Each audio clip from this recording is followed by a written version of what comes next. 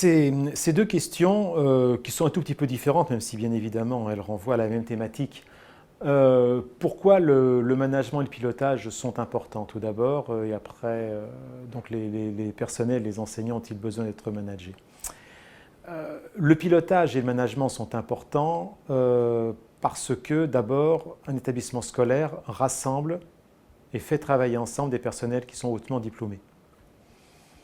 On ne peut pas dire aux enseignants qu'ils sont des cadres du système. On ne peut pas les recruter à un niveau Bac+5 et les ranger dans un fonctionnement qui serait strictement hiérarchique et qui serait calé sur l'obéissance à un modèle qui serait défini par en haut. Ce que je vous dis là, et ce besoin d'horizontalité, tout le monde en parle. Tout le monde en parle, ça traverse toute la société, ça traverse toutes les organisations. Et d'ailleurs, il est intéressant, quand je le dis pour les futurs stagiaires qui feront un stage en entreprise et ou en administration, de bien étudier les organigrammes. Ça dit beaucoup précisément sur le mode de pilotage, de commandement que l'on veut mettre en place. Et on a besoin aujourd'hui d'un système qui soit bien plus horizontal et qui fasse travailler ensemble. C'est aussi important parce que, et je me référerai ici à un rapport des inspections générales de l'éducation nationale sur les facteurs de valeur ajoutée des établissements scolaires, on s'aperçoit que les établissements scolaires qui font le mieux réussir leurs élèves sont les établissements qui travaillent de façon collective, dans lesquels, bien sûr, chacun est à sa place, et chacun essaye d'être le meilleur possible là où il est, mais où des collectifs de travail existent. Et pour que ces collectifs de travail existent, il y a des conditions. Il y a le fait de partager un projet, c'est le rôle du pilote aussi, que d'aider à définir ce projet. Il y a le fait aussi de travailler ensemble, autrement dit d'avoir un mode de management qui fait participer, qui fait évaluer ensemble, qui fait définir ensemble les modalités d'avancée.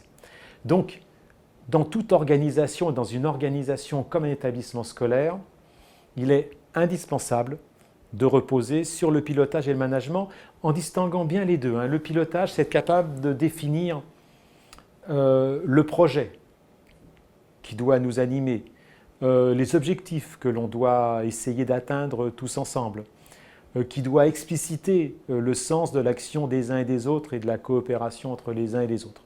Et le management, c'est l'exécution, c'est la mise en œuvre de tout cela. Et donc, il faut avoir les deux.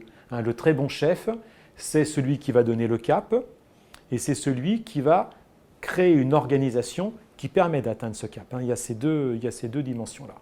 Alors maintenant, est-ce que les enseignants ont besoin d'être managés? La tendance, je dirais, de tout être humain peut-être de vouloir être complètement libre, indépendant et autonome.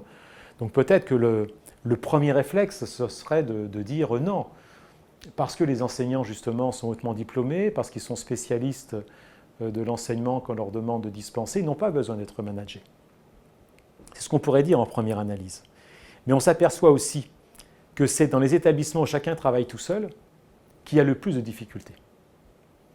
C'est parce que les élèves vont se rendre compte petit à petit que les attentes entre différents enseignants, que les façons d'évaluer, que les façons de faire travailler, que ce qui est accepté ou pas négocié en termes de comportement, c'est parce que les différents adultes auront justement des positionnements différents sur tous ces points que je viens d'évoquer, que les élèves peuvent en jouer et que petit à petit, le climat d'un établissement peut se dégrader.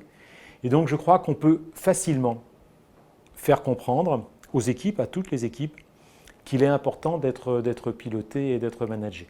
Et d'ailleurs, souvent, quand on prend des décisions qui ont amené un débat important, qui ont amené souvent un partage entre les enseignants, mais qu'on a tranché, les enseignants qui étaient favorables à l'évolution qu'on met en place viennent nous remercier d'avoir tranché, mais aussi d'autres qui nous disent « vous avez décidé, je ne suis pas forcément d'accord, mais on avait besoin que quelqu'un décide, on avait besoin que vous décidiez ». Et je crois qu'on se tromperait en pensant que les enseignants ont besoin de chefs qui ne décident pas. C'est absolument tout le contraire.